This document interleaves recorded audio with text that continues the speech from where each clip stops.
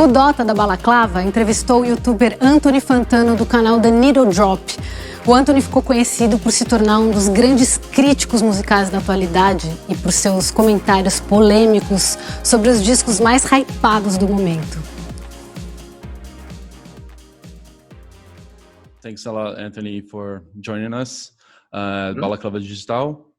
And first, want to ask you to introduce yourself and what you do. And Anthony Fantano here, internet's busiest music nerd of the Needle Drop, music reviewer, YouTuber, Twitch streamer, Twitter troller, melon, gum chewer, awesome. white guy, all those things. How many channels do you have today? Like, besides, is it the Needle Drop and the Needle Drop Fantano channel, where we talk about, maybe more like music news type stuff, or do a lot more track reviews and all that. And then just the Twitch channel, which we just started this year. So that's awesome. And start from the beginning, what do you still listen to in high school? What's your formation in music like? In high school, I mean, sort of my passion for music goes back a little further even than that, and sort of just spans back to me being a 90s kid and just listening to a lot of radio and watching MTV, and at that time, my taste was really reflected in the trends that were popular at the time. I mean, grunge was hot, gangster rap and pop rap were hot, R&B was really hot. Artists like TLC, Boys II Men. Also, pop punk was getting really popular too, because Green Day had just come out with Dookie. Offspring had come out with Smash. So those are records that were doing really well. You're from 85, right? Yeah, I was born in 85. Yeah. Red Hot Chili Peppers were big around that time too.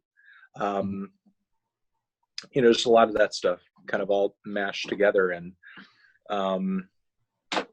again, just stuff that was on the charts, stuff that was popular.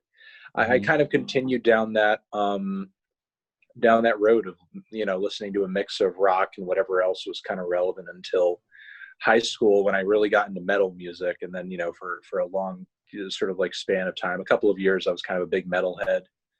Then from there, I kind of got into punk music, and that was something I was obsessed with for a while. And that sort of became almost like a light bulb type of moment, because it kind of dawned on me that there's this really cool underground version of this genre that I like a lot, and maybe that's kind of the case genre. So that local record store that I used to, and the fact that I had internet access and the ability to search up and download whatever illegally for free that I wanted to, essentially, that led to me getting into a lot of different underground or more sort of obscure strains of, whether it be electronic music or hip hop music or metal music and more punk music, singer-songwriters.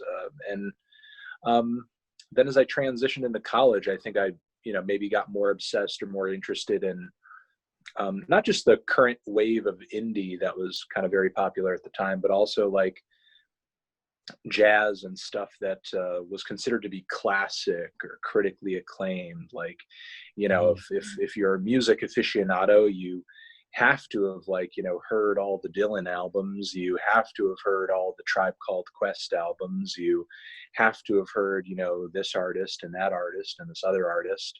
You have to have heard the Velvet Underground and that sort of thing. So, along, I guess, the entirety of my life, in the background of whatever was happening at the time, because I mean, it's not like I planned since a young age to end up on YouTube reviewing music. Music's always kind of just been like a personal background type of education for me. It's always been something I've made time for in some capacity. And you're a musician as well, right? Like you used to play bass? Yeah, I play bass. Cool. But did you join a band like back then, or? I played with friends, but I didn't sort of like join a band formally or anything like that, except for a duo that I was in for a little bit. and but that didn't end up going anywhere. There isn't like a huge kind of like band and venue scene like where I am. You know, it's there, and there are local bands, and you know, shout out to those bands. I'm not like trying to, you know, erase their presence or erase their you know, their relevancy or their influence and importance to the scene or anything. But you know, the number of venues, and especially all ages venues that, you know, people in my neck of the woods have access to, is very few and far between. And did you used to attend to a lot of concerts in Connecticut, like when you were young, or? Yeah, I would say so. I mean, a lot of the kind of early loud rock shows that I used to go to were, you know, in like locally rented halls, and, you know, it'd be like local bands playing. And it used to be a lot more of a thing, you know, again, because of sort of that lack of all ages venues in the area. Mm-hmm. And the scene sort of thrived that way. And, you know, it kind of grew to a point thanks to, you know, some people doing a really good job of booking. You know, it came to the point where hundreds of people would come out to, you know, see some bands like the Pains of Being Pure at Heart, for example. You know, so we did have like some groups who were kind of relevant in that indie way of crossing over into the state every once in a while, and, you know, playing a show, doing something, making some kind of noise, and you know, yeah, but I have and have been fortunate to see a lot of shows in my own area. But honestly, like, I've also seen tons of shows over in New York, because New York's always been sort of like a train ride away too, you know. So if there was ever a show I was dying to see and it wasn't going to come over here, just hop on a train and go down there and go see it. Is there like the music scene in Connecticut, is there like a genre that is more famous, or like as Washington is like for post-hardcore? Yeah, no, I mean, I would say to a degree and for a certain amount of time. Like, is there a certain genre or scene of music in Connecticut right now that's super popular, making waves, or doing anything sort of note in the larger music scene? No, not necessarily. But in the 90s and the 2000s, Connecticut was, you know, notable player in the overall New England metalcore scene. Like, there was a huge New England metalcore scene back in the day, with one of the bigger bands, Hatebreed, being from my home state. And you know, like you know, there were groups from New York, and there were groups from Massachusetts, like frickin' Converge, and like I said, you had Hatebreed, and tons of bands from here that sounded like Hatebreed and wanted to sound like Hatebreed. And you know, there was just like a huge scene of hardcore bros that, you know, you could go and perform for, you know, in like the tri or quad or, you know, state area or whatever. But again, you know, the metalcore scene isn't like really what it used to be in terms of like size and the amount of bands sort of playing in it and everything. But you know, the metalcore scene was a big thing when I was, you know, a kid and a teenager. Do you think like the metalcore scene didn't renew as like the indie scene, maybe? No, it hasn't. And I mean, the indie scene hasn't even really renewed, you know, all that well. Yeah, and that's because, but I mean, like in terms of market, like yeah, there's I mean, absolutely in terms of that. You know, it's just the new generation wants to hear something different. You know what I mean? Yeah. People in Connecticut who are 13, 14, 15-year-old, you know, kids today. I mean, for sure there are still young kids that are into metalcore right now, but majority of kids right now have kind of moved on to other sounds that are relevant and trendy at the moment.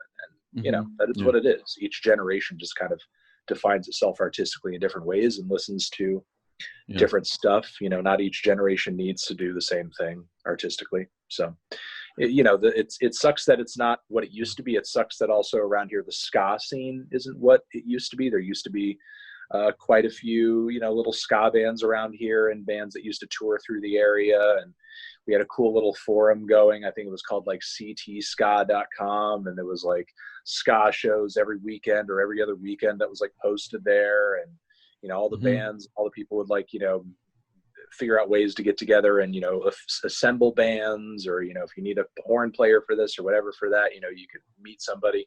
But that's not even really a thing anymore. You know what I mean? So ska was big, metalcore was big, but, you know, it's just not where it used to be. And, you know, it's because people are just listening to other stuff. Yeah. And about your experience on the radio in Connecticut, like, how do you start that? Like, and then how do you, like, what kind of music did you use to put a bit of everything you listen to? Like, at first, when I got into radio in Connecticut, it wasn't even really music related per se. You know, I interned at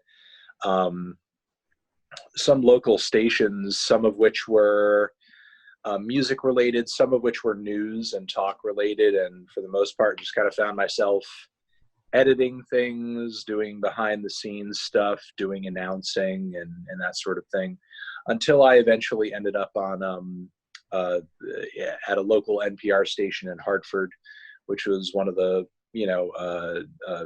biggest NPR stations in the area and the biggest NPR station in my state. And that's where the Needle Drop ended up starting as an idea, because it began as a podcast over there. They had recently already with that name, like the Needle Drop. Yeah, it started with that name in 2007, Mm-hmm. and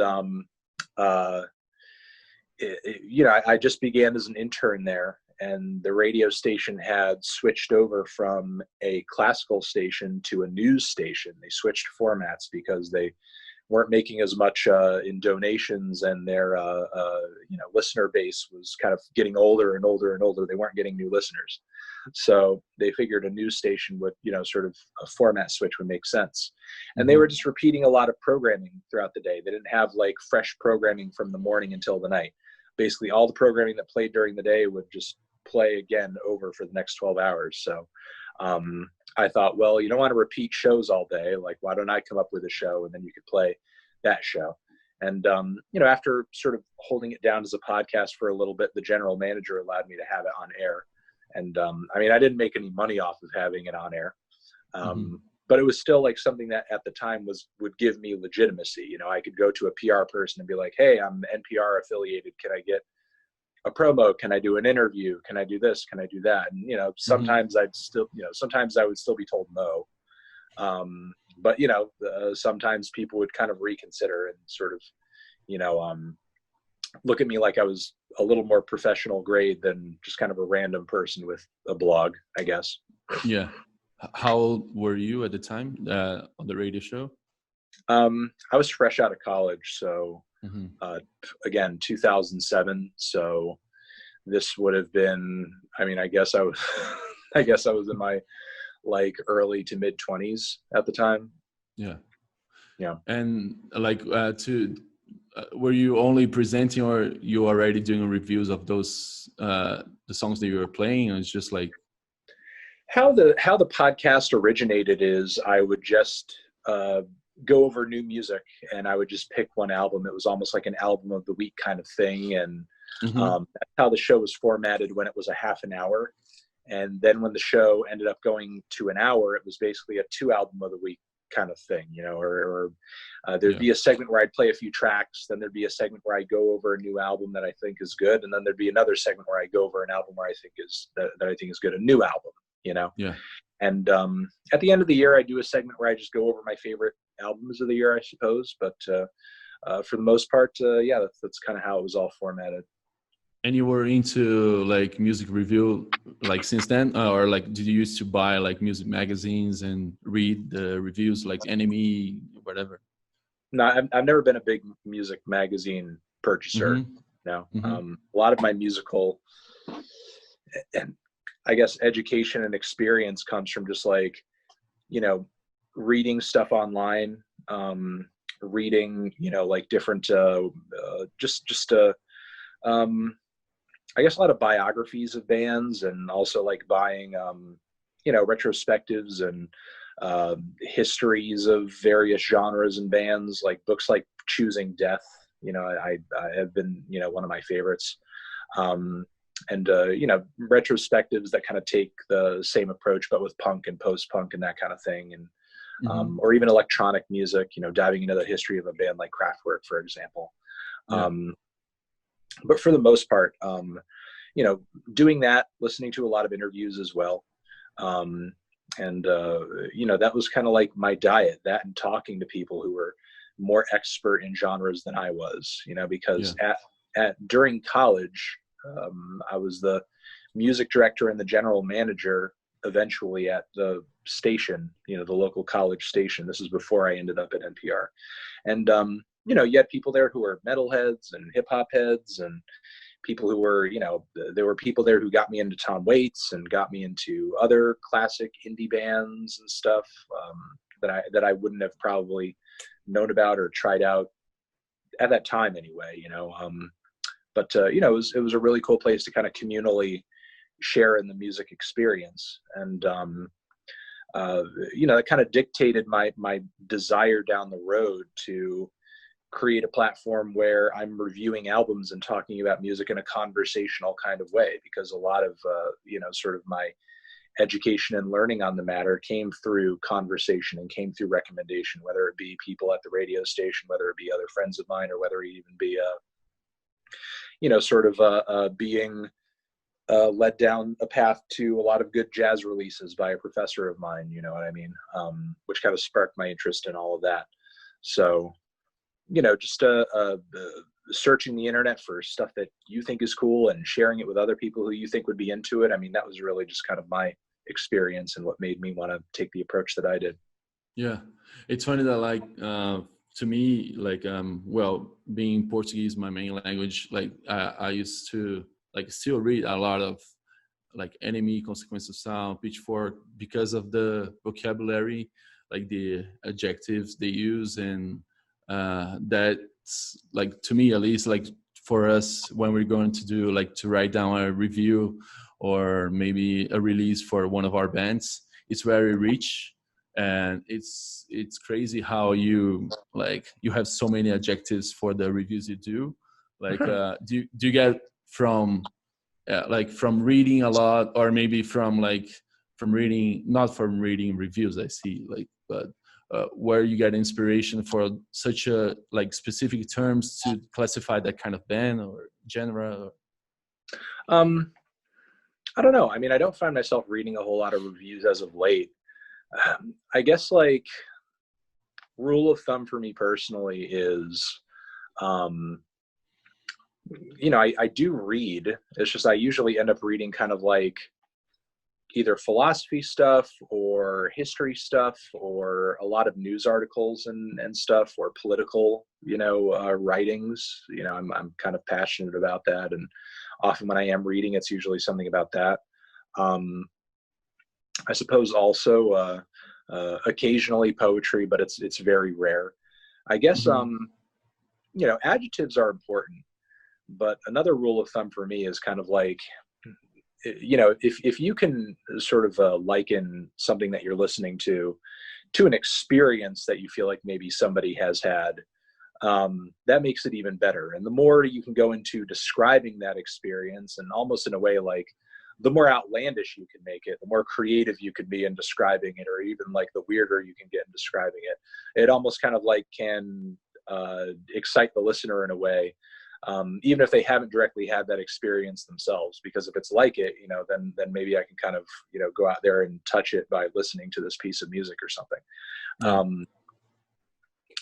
So that to me is where sort of the idea comes from when, I don't know, when I'm listening to the new Meridian Brothers record, for example, to liken some of the music from it as being a degraded lost artifact from a cumbia cult or something. Mm-hmm. You know what I mean?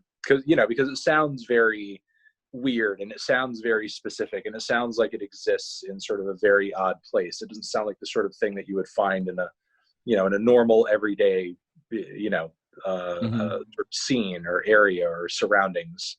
There is something very odd and sort of off-putting about the way that it's delivered. It's fun and it's groovy, but simultaneously it's almost you're kind of just looking at it it's so strange though. How is it existing? How is it sort of functioning? In a way where it's almost unsettling in the way that it would be if you were in a cult or something, or found yourself in that and you wanted to escape, or you were kind of weirded out by the customs, or sort of the everyday doings of a group of people who are sort of dictated by a code that you don't quite understand or maybe even fully believe in.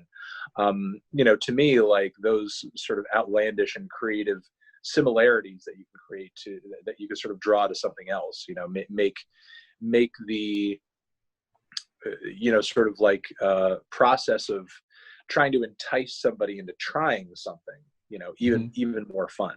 You know, so sometimes it's not merely about the adjectives you're using, but it's also about sort of the experience that you're trying to paint for the viewer, to be like, this, if you listen to this, it will be like this, it will be like going into space, it'll be like going 1,000 leagues under the sea, it'll be like, you know, a bunch of different things.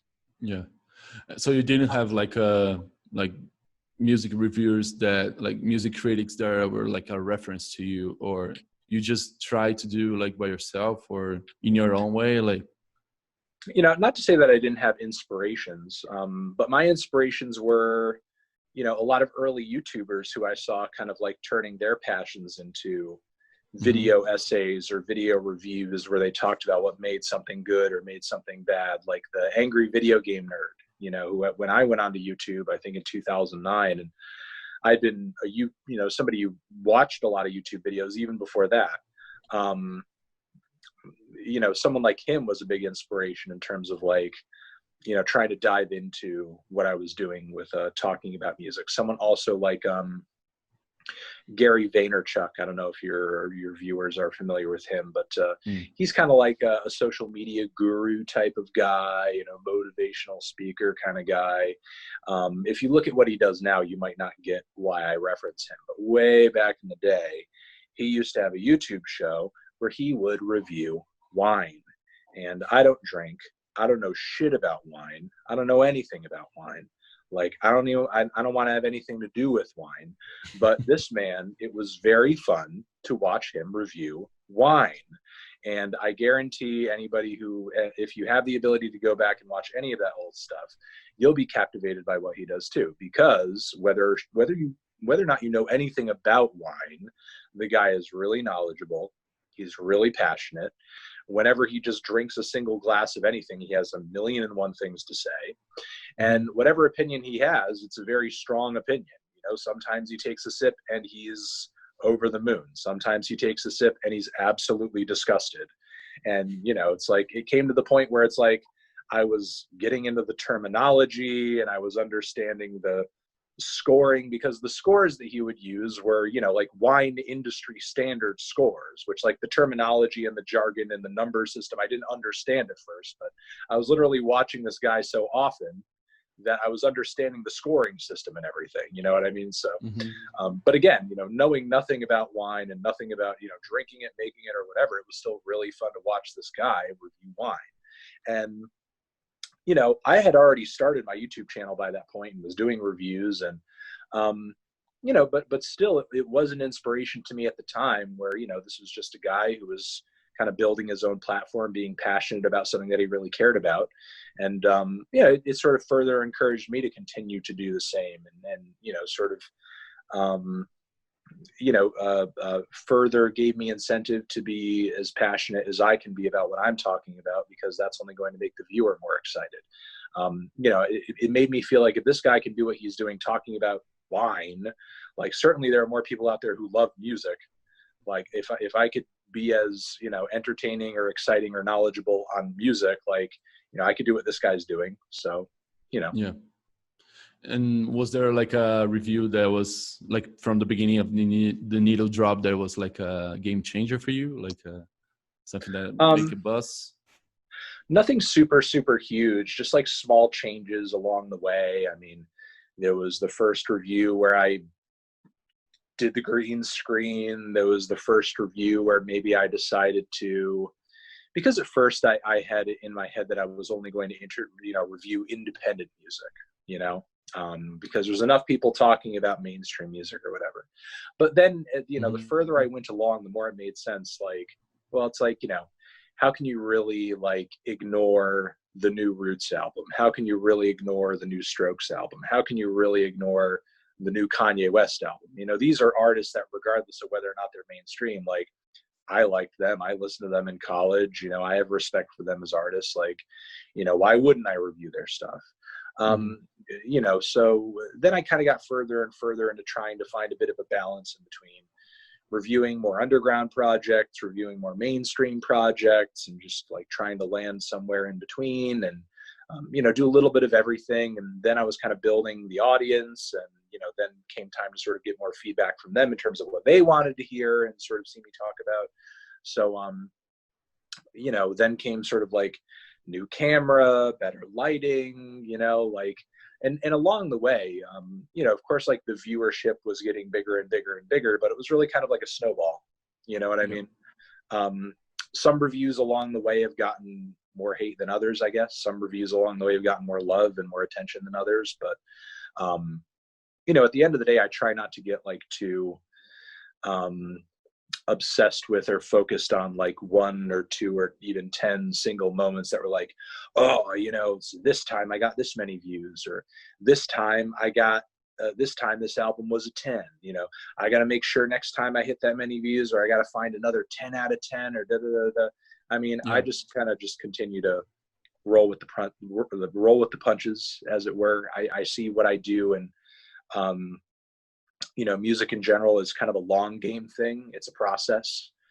It's an evolutionary thing that is always kind of changing and altering in some way, and it has its highs and it has its lows. And it has its stuff that it's going to be remembered for, and it has stuff that's going to be totally forgotten in the next 5 years. Whatever that is, that's not really for me to pick and choose or force or decide or obsess over. What's most valuable to me is that I'm existing in the moment, and I'm trying to find what I feel is like the most intriguing or worth discussing for right now. And so you try to balance in a way, like a bit of underground, a bit of pop, and like you try to balance genres that you're reviewing, or like not necessarily. I would say I try to a degree. It's a little impossible because there's so many genres. You know what I mean? So it's like trying to find balance. Like if there were only 2 genres, it would be easy. It's like, okay, one of this, one of this, one of this, one of this, one of this, one of this.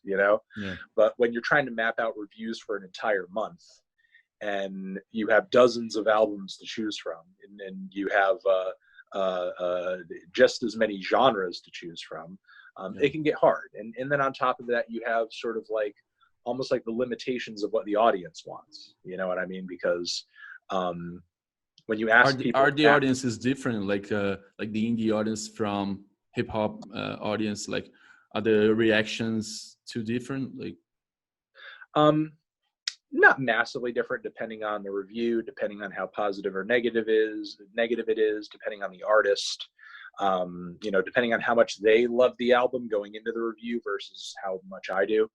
All audiences have the capacity to, react in a strong or a negative way. And, I've gotten massive waves of hate for reviewing everything from Kanye West to Fiona Apple.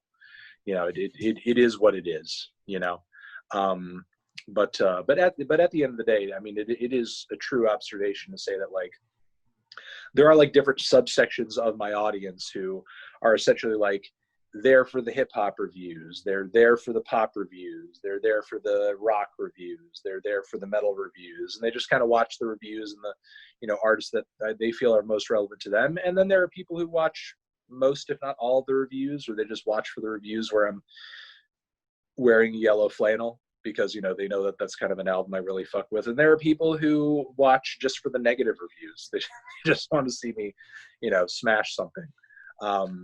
So there's like a whole range of people who watch for different reasons, and for whatever reason they are, I try not to mess with it too much. I mean, how you decide to watch me is how you decide to watch me. But yeah, there are definitely different subsections. And like from your radar to decide to choose what album should you review, and do you listen to a lot of like things that you decide by yourself, or do you take on the audience review? Like do they send, you must have a lot of emails like suggesting stuff, so how do you decide from all of that, like relevance or? Yeah, it's kind of a mix. I mean, I'll try to usually start off my week covering whatever the biggest album or albums of the week are going to be. And then as soon as I'm able to break off from that, like I will go into a record typically that is of personal interest to me that maybe I have been anticipating. And then I'll, try to see if, and then from there, if there's nothing else that's like really blowing me away or that I'm like dying to talk about, I'll just try to tune into some of the stuff that my audience is suggesting and kind of try to find a balance between like, okay, here's an artist, maybe I've known about their previous stuff, maybe I haven't, they're an artist in a certain genre, maybe I haven't covered in a little bit, or, it's kind of just trying to gauge a mix of what do I think is worth talking about, trying to find, as you were saying earlier, balance and variety amongst genres and artists that I'm discussing. Maybe I'll jump onto a record with an artist that I'll review it merely for the fact that I haven't talked about their stuff before. You know what I mean? And it could be interesting for the audience and for me to just kind of like engage with a new artist, a new work, that maybe hasn't kind of gotten that attention before. At least for me anyway. There's a lot of sort of different things that I'll consider going into at the end of the day, like, whether or not something gets reviewed, because I can only review so much stuff. But I try to break it up and keep it varied for my own sanity, because I feel like if I were reviewing the exact same string of artists and the same sounds and the same genres and the same whatever all the time, I would just get bored with it. I would go crazy. Did labels approach you to like paying to review their artists, or even artists approaching you to do that? Like, I mean, a long time ago. Is it common in this market? Like, yeah, it's that question has a few different answers. Like, I would say a long time ago, like, this is before maybe I even had like 1 million subscribers, like years ago, there may have been some interest on the part of like an artist or two to do such a thing, but like nobody who is like really big, you know what I mean? Nobody who that, you would know to be on a notable indie label or a major label or anything like that. So yeah, to that degree, but the answer has always been no, because the thing is, at the end of the day, it's like, I can't have my audience knowing or thinking that like, you're paying me for a positive review or whatever. And then beyond that, these days, like those offers are there, but now it's sort of like changed culturally, because now if you go on YouTube, like a lot of what you're seeing in terms of like music coverage content isn't so much reviews as much as it's reactions. And through that kind of change and the culture of a lot of the reaction channels, it's become pretty much like accepted, like, almost like an open noted thing that like a lot of these labels are just like paying for the reactions. They're just like not necessarily saying directly to the person. And I've gotten these emails too, where they're like, well, we're not telling you that you have to like the song. We're not telling you, explicitly that you have to say good things about it, but, we would pay you money to do a reaction to it. And a lot of the time it's like the money comes by way of, them recommending like, hey, can you review or react to this song from this artist who we're trying to put on the map, essentially. You know what I mean? Like a label wouldn't approach me, or maybe even other reactors too. I can't speak for everybody, but like let's say in my own experience, like a label wouldn't approach me to react to a Rihanna song. You know what I mean? A Rihanna song is going to do fine on its own. Typically a label will sort of approach with a lesser known artist that maybe they've just put on the roster, and they want to create some kind of buzz or hype or interest or expectation around that artist.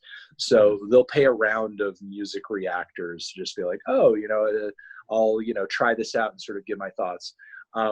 Now, at the end of the day, like from what I've seen, a lot of the people who do that sort of thing are honest about the fact that they've been paid, which is good.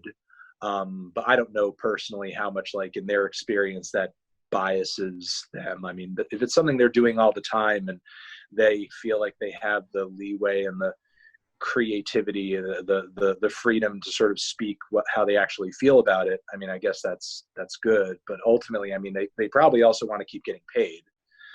Every single time X label gives you money to talk about an artist, you shit all over it. Like they're probably not going to come back with another check. but but for me, again, like the answer is and has sort of continued to be no, especially since a lot of the time the stuff that I'm being asked to react to like isn't even interesting to me. And again, I'm not trying to put myself in a position where I'm always looking for the next check from whatever X record label. Plus, I mean, I myself, and not to hate on anybody else's hustle or anything, because I mean, if you're on YouTube and you're getting views, the platform is crappy enough in terms of being able to make a living, like make your money, I guess. But I've been fortunate enough to be in a position where the views that I get off of the videos that I already do, and the Twitch streams that I already do, and the merch that I do as well when I do merchandise. I haven't done merch since the whole pandemic thing, but once all that subsides, it's something that I would consider getting back into. But regardless, and I'm on Patreon as well. I'm just trying to sort of make note of everything. The money that I have from all of that collectively is fine. I don't need to sort of chase down Warner Brothers records for like a fucking check to, get a reaction for a song or whatever. I'm not desperate for money like that. So I'm happy and fortunate that I don't need to sort of take money in that way, because when I went to college and I took journalism as a minor and as a focus in my studies, I took ethics in journalism, and it was a big no-no. Don't take things from the people who you are trying to objectively report on. It's like it would be a conflict of interest for me to be sleeping with X pop artist and then turn around and review X pop artist's album and give that album a 10 out of 10.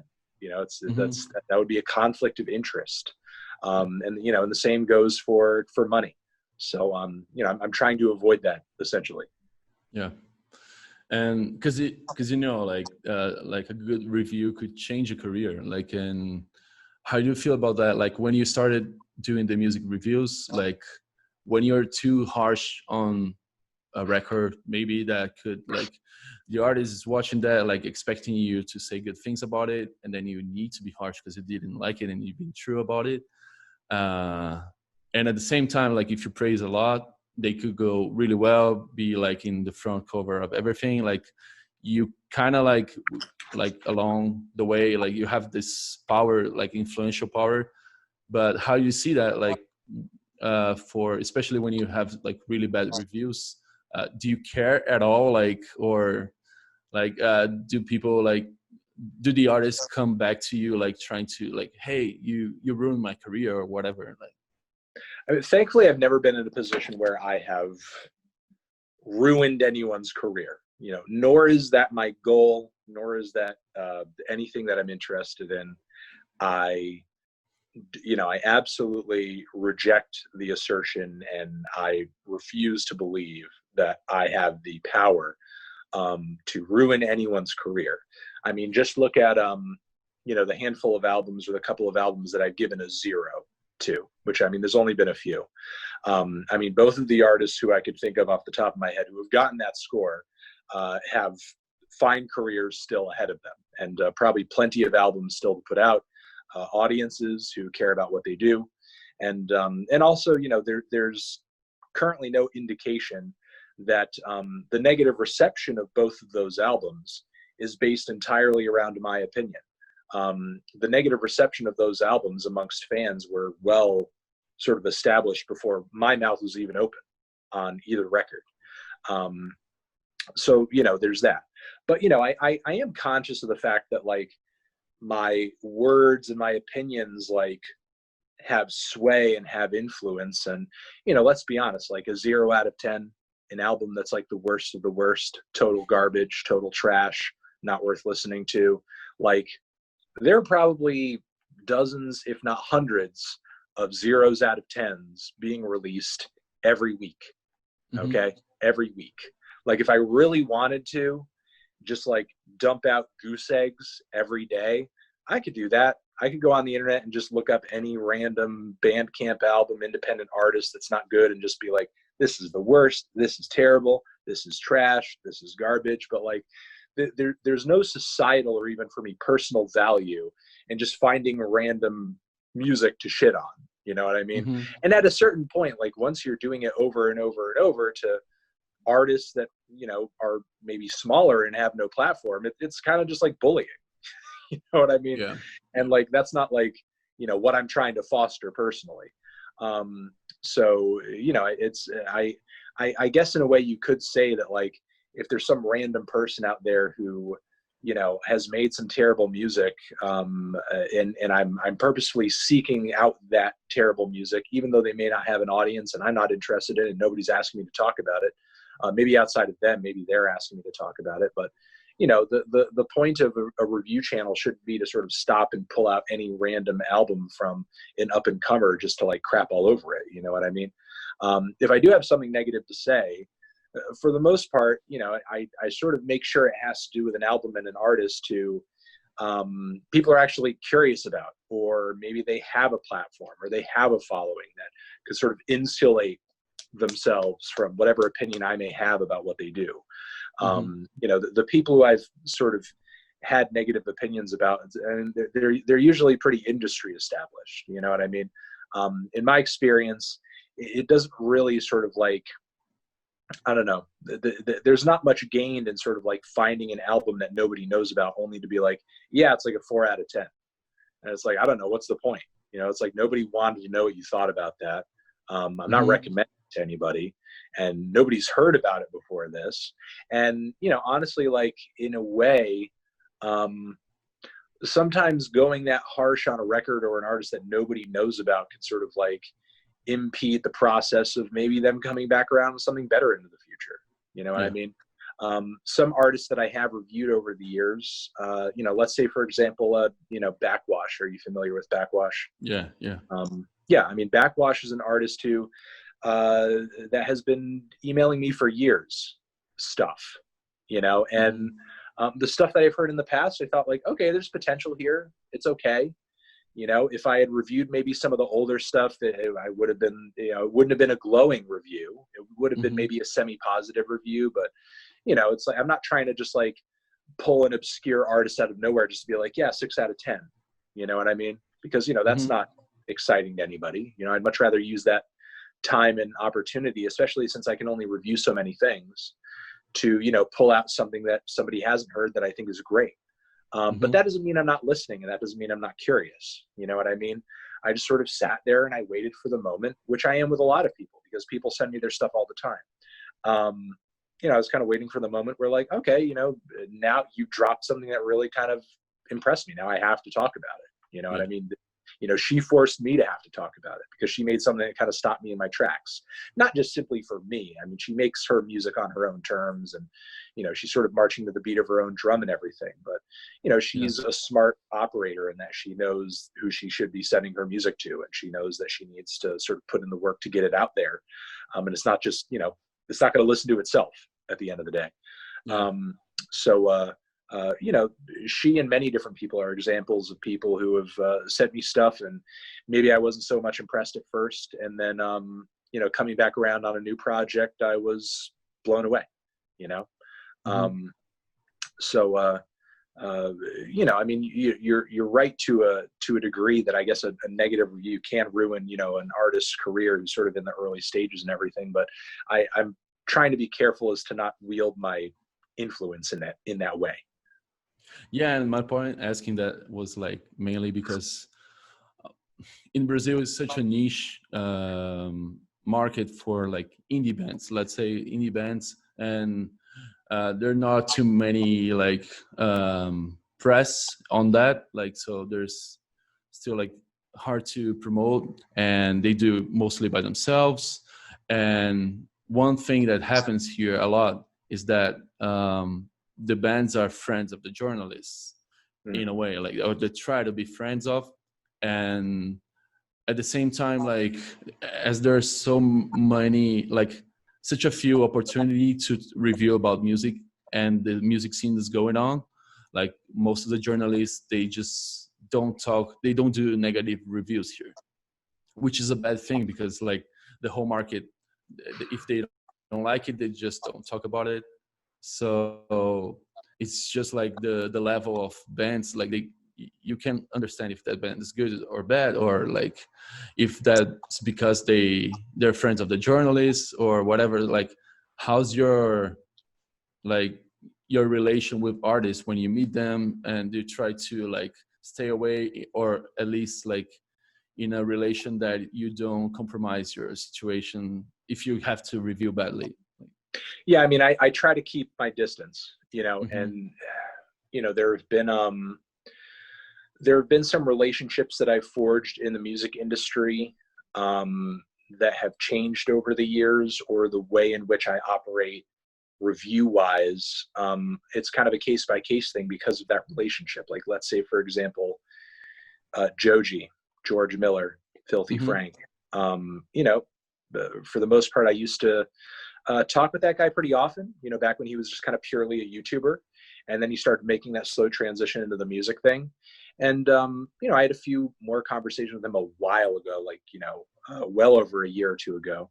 But, as of right now, like, if I'm going to keep reviewing your music, it can't really kind of be like that, and before it was just kind of an acquaintanceship anyway, you know what I mean?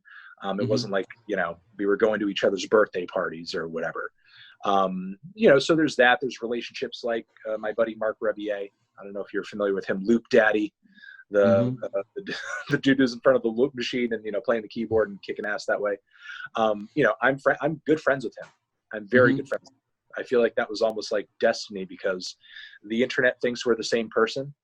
I don't know why, but the internet thinks we are literally the same person, and that's kind of forced us to be friends and everything. And he's currently working on a new record. And, honestly, like, considering how good friends I am with him, I don't think I'm going to be in a position to kind of like objectively review his album. You know what I mean?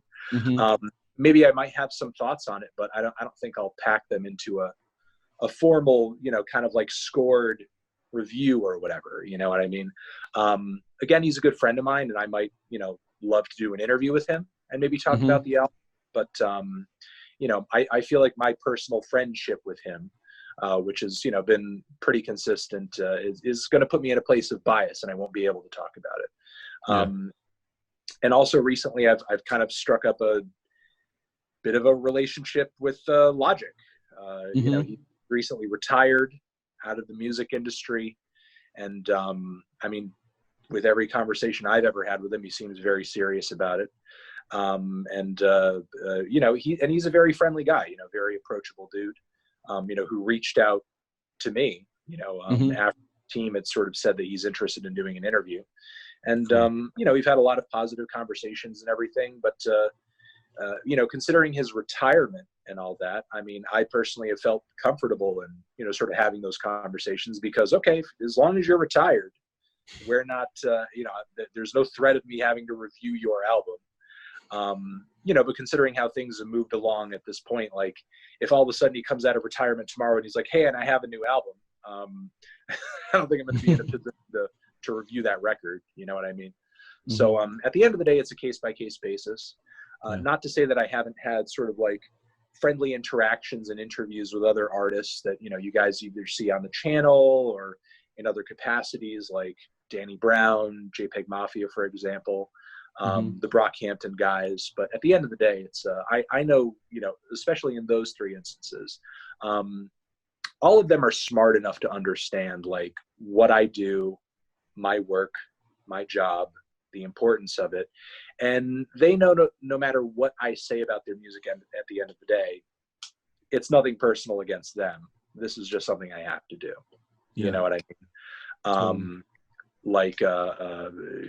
It is what it is, essentially. Whether I like your new record or I don't, I guess I just ask most people to, maybe the next one, I guess, because I have supported your stuff up until this point.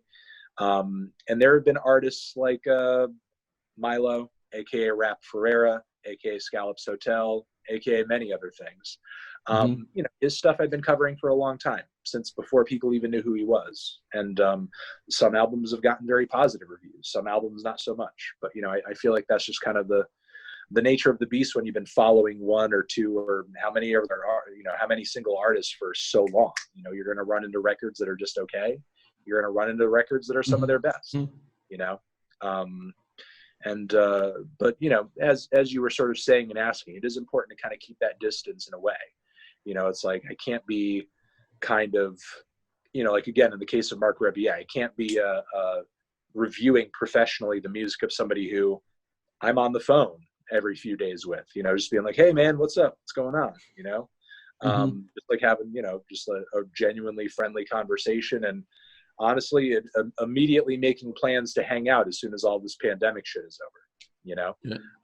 Those types of friends who I see sort of having kind of a personal connection with, I can't be doing that. Which is why for the most part, I just try not to keep things so personal. But, cool. The phenomenon that you're talking about in terms of your own music scene where, all the reviews are so positive and this, that, and the other thing, it's not that strange of an anomaly. A lot of local music press is that way because the scene that you're covering and the scene that everybody operates in is so small. I know there are bands who are friends with the journalists, but sometimes it's something that you can't even prevent from happening because everybody sort of knows each other because the scene is so that's the case here.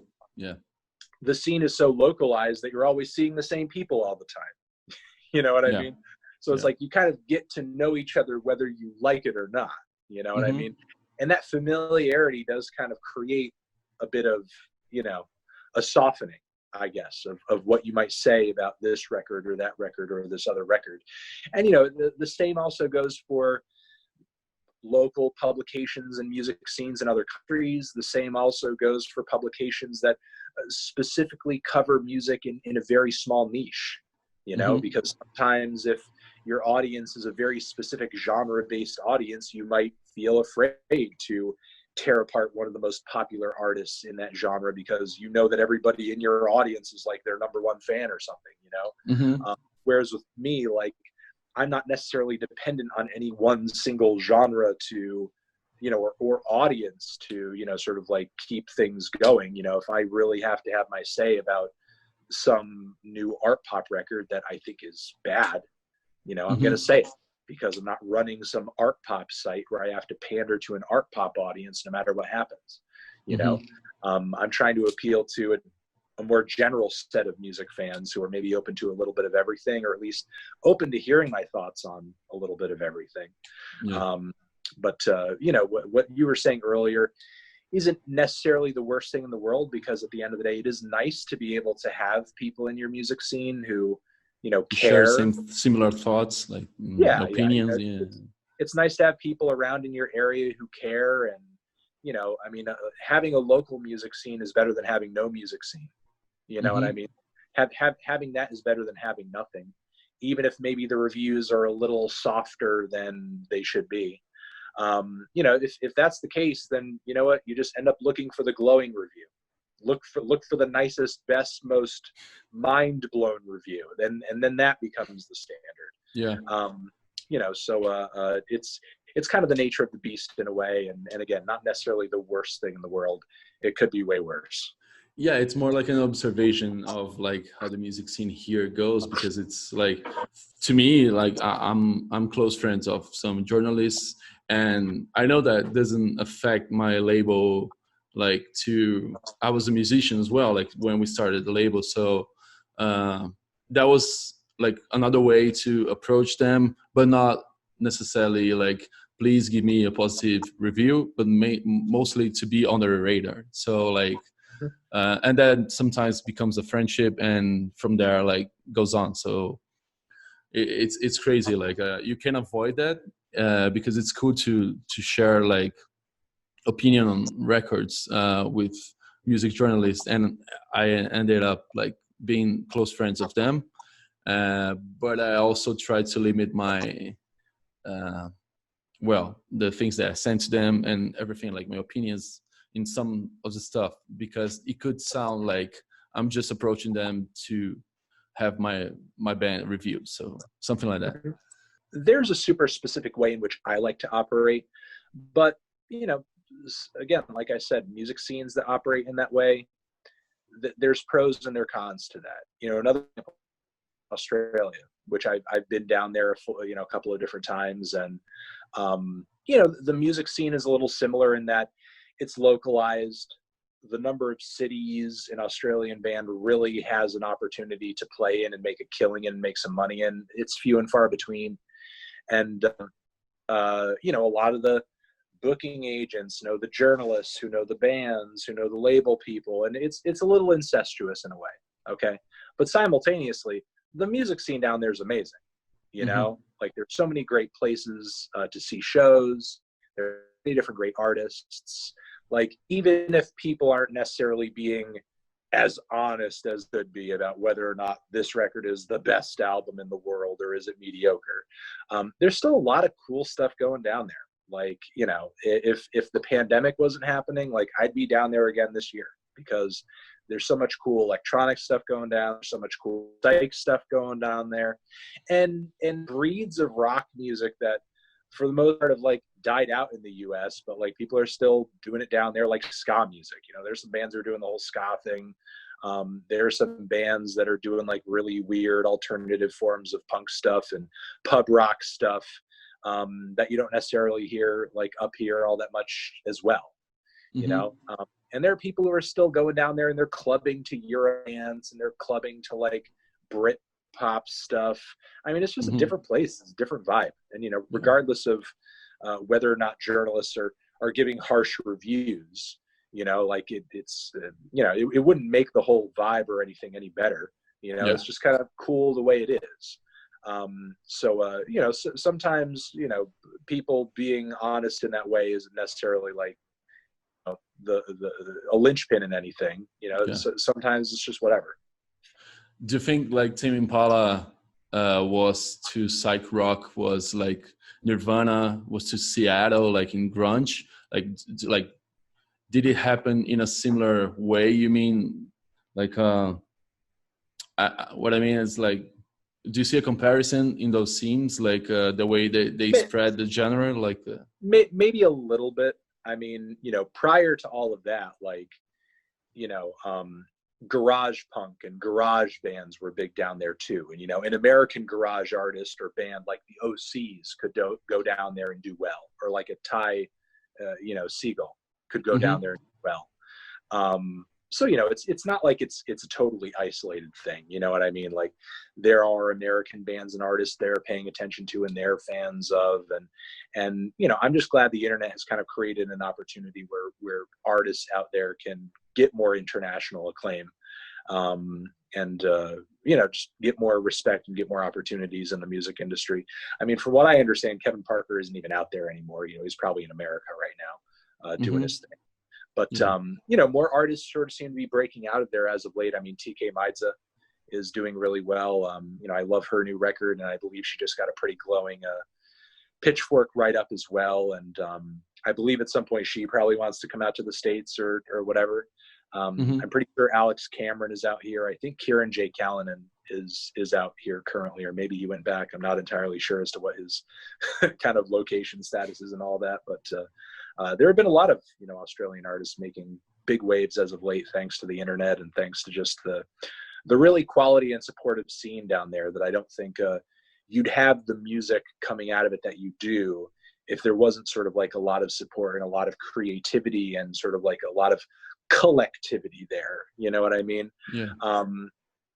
You know, sometimes that I guess, you know, that niceness, that friendliness, that support that everyone has for each other in a certain scene, even if it's not being honest, you know, even that support though can foster really cool stuff.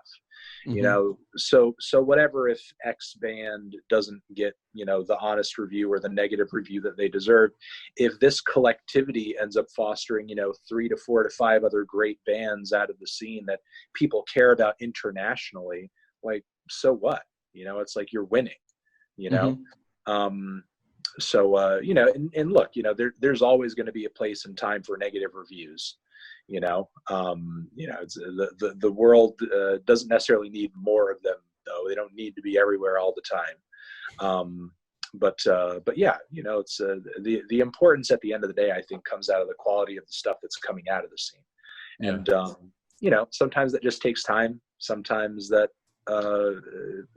you know, takes something that's indescribable in a way. You know, something that you don't really understand until you have it. But yeah.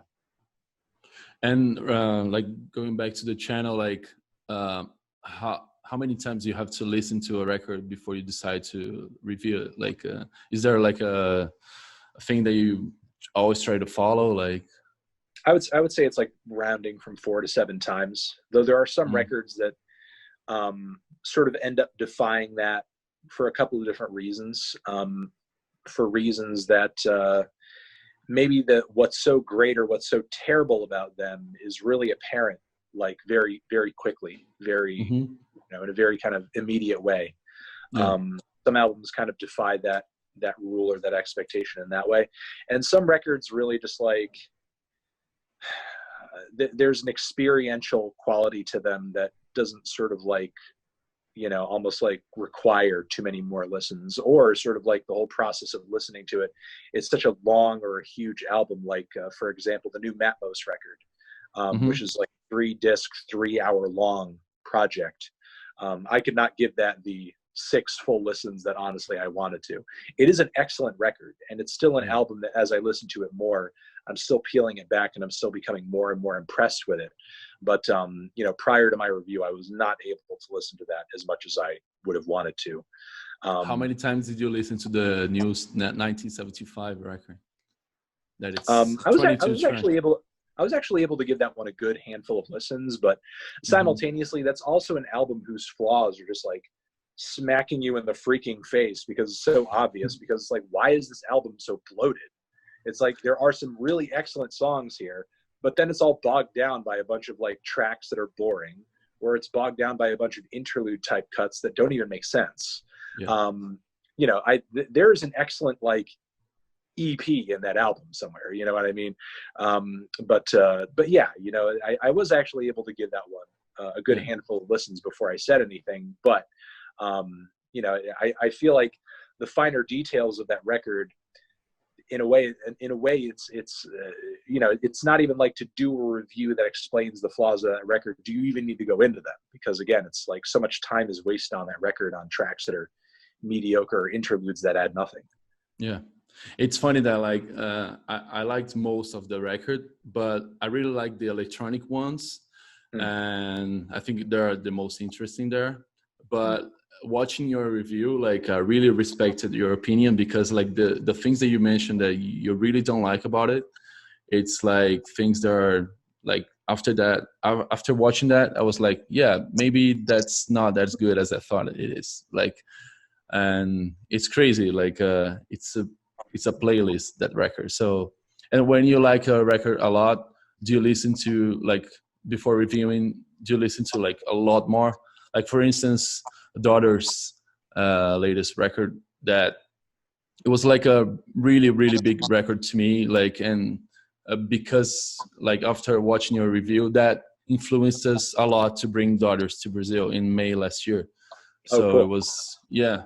And it was also like a really cool video to send to the audience, like trying to convince the people, because it's like still like a small band, niche band here. Yeah. But when you really love it, do you listen to a lot to get every single detail? Like, you know, I did listen to that album a lot before I reviewed it, and it was mostly to just be like, do I really like this album that much? Because like I haven't given that many 10s over the course of all my reviews, and when I do sort of give that score, I like to be kind of like really kind of sure of myself. You know, it's not like something that you want to do and then like the next week you want to immediately regret it. You know what I mean? So it's something in a way, it's a score I almost like fear giving. You know what I mean?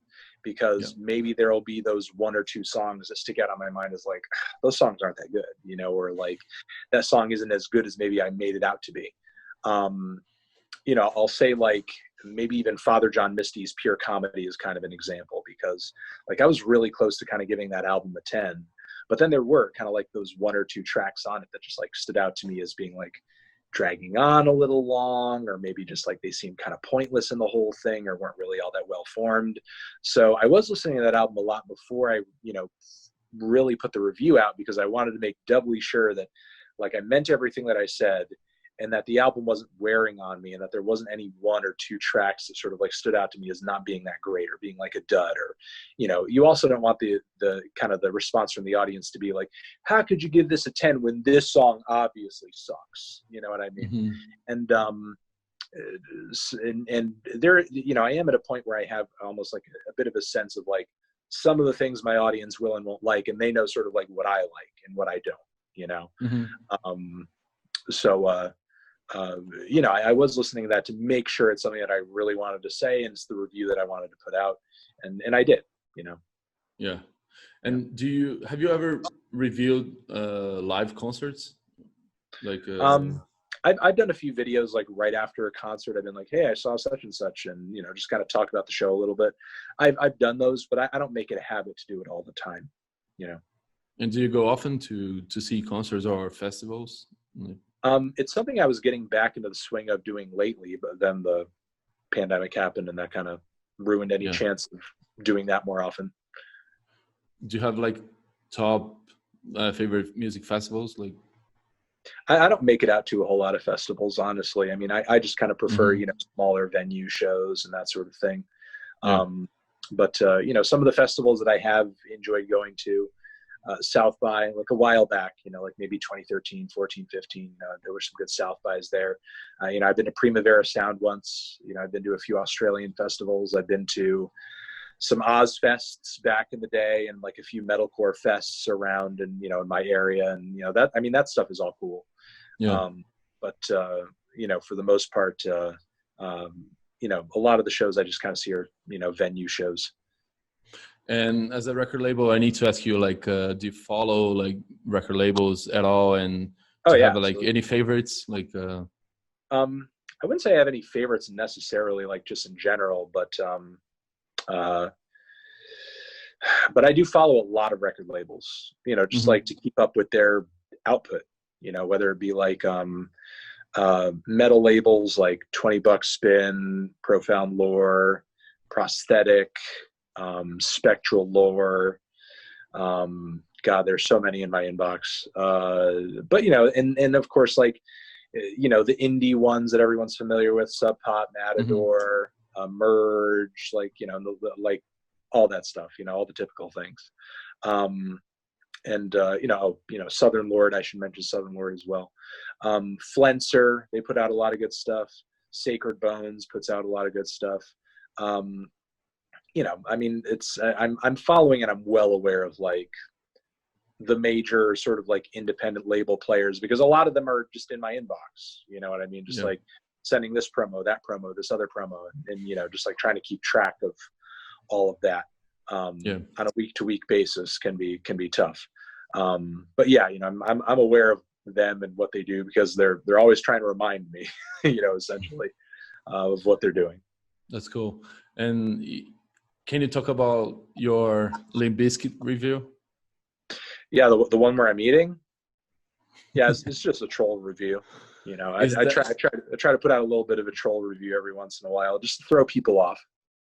And it reminded me of the Jet review at Pitchfork. Do you know that? The monkey. Yeah, the monkey. Yeah. Yeah, no, that was hilarious. And every once in a while, I mean, I did a review recently for the band Trap that was like that, where it was kind of like I turned the review into a top 10 Trap songs, and every song that I listed was the song Headstrong in the top 10 list. And it was just a good troll. It was a good troll. And you have a Brazilian editor, right? Like, or you had it? No, I had a Brazilian editor. Yeah, didn't you mention? But not sort of like as for the music channel. Okay. Yeah, it's more like a meme thing.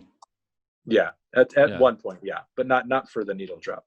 Okay, and I wanted to ask you, like, have you ever used for like music review did you share your political views, like in a way in your channel? Like, do you tend to? Yeah, I would say my political views end up in my reviews. I don't know, semi-often. I guess it sort of depends on the record and what's being said on the album. I mean, for example, the new Big Sean album, there was a point on the record where he was saying like some weird anti-vaccination stuff. And for a quick moment, I just kind of threw in my thoughts about vaccinations and the healthcare system and why such a line for an artist like Sean would pop up on a record, you know, like this. And sort of maybe what the motivations are, kind of like the systemic issues health system wise that might be influencing that kind of rhetoric. So there was a moment where I mentioned that. There have also been a lot of opportunities to kind of talk about that stuff in the wake of all of these tracks that have been coming out from artists in support of or in reflection of the recent string of Black Lives Matter protests. You know, in those reviews, you know, I sort of have a forum and an opportunity to you know, I guess speak my own mind on sort of, you know, ongoing systemic racism in the United States of America. But, you know, for example, I just recorded today a review for the new Kelly Lee Owens record, you know, which is kind of like a mix of techno and house and ambient pop and art pop. And there are a lot of good highlights on it, but, you know, it doesn't necessarily like warrant a political conversation. You know what I mean? Yeah. It's quite an abstract album with a lot of electronics on it. So, you know, I mean, I feel like, you know, the political thing is appropriate where it makes sense. I mean, I feel like if the artist is opening that door, here I'm going to discuss socio-political anything.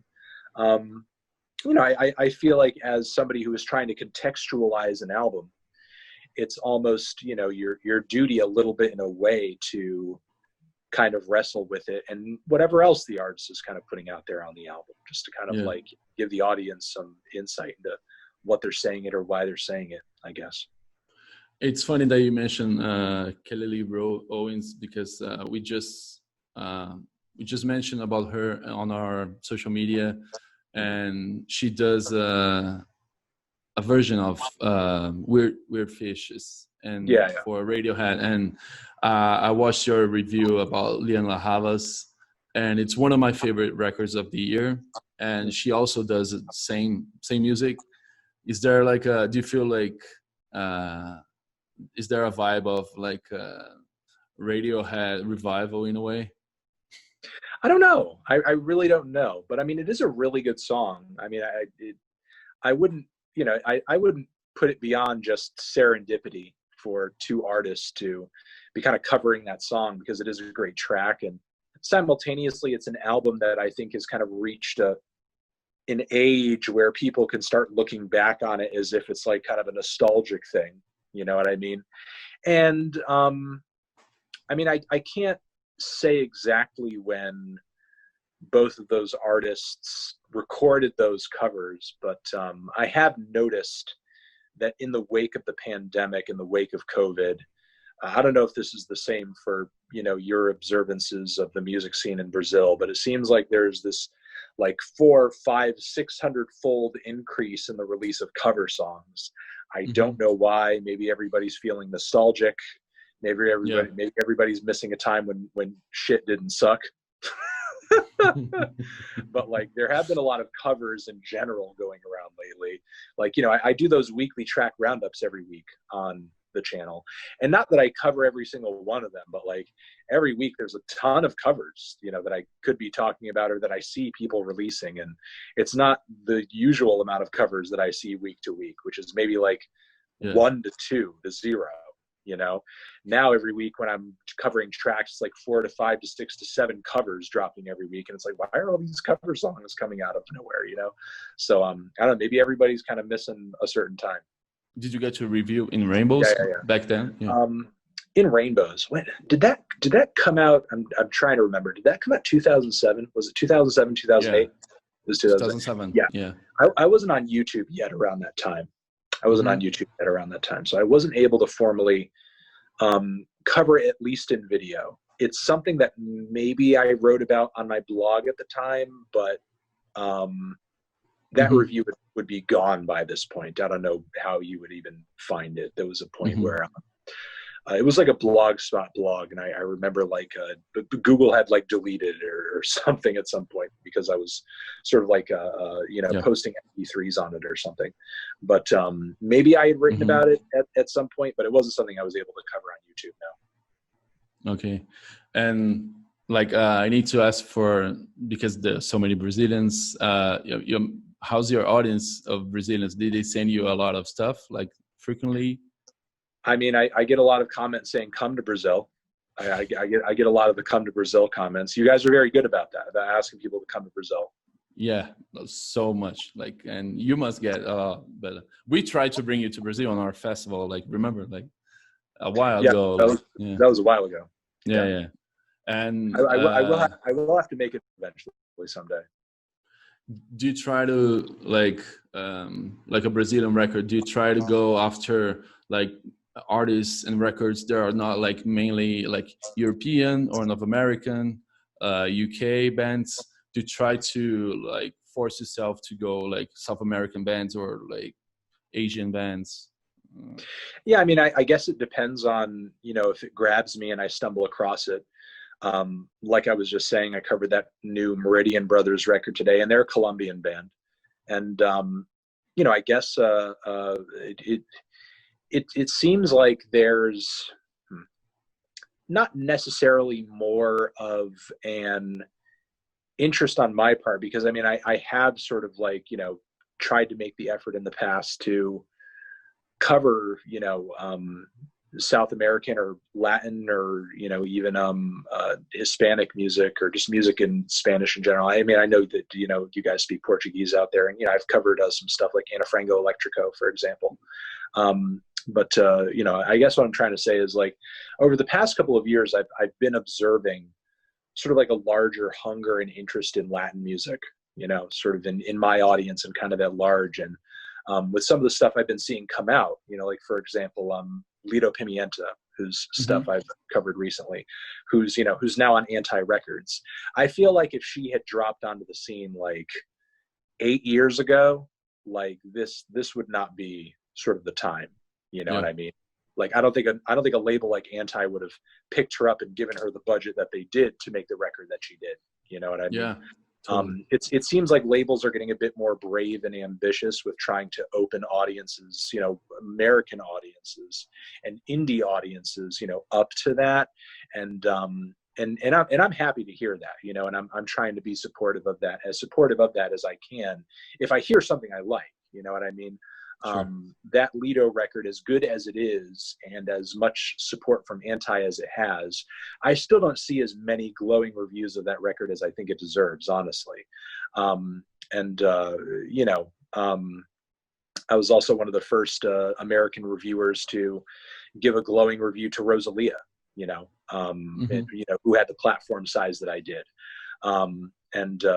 You know, again, that was a record that for me personally, there was, like, you know, a bit of a language barrier there, but the vocal performances are freaking stunning. You know, you can't help but be wowed by what she's doing vocally. So, you know, it's, you know, foreign language music and music outside of my language and music outside of America. Like, honestly, I think there's a growing market for it over here, whether it be South American music, whether it be K-pop, or you know, or anything in between. I think it's just kind of a matter of just continue hitting, continue cycling, continue progressing, and just really continue fighting for your space on the internet.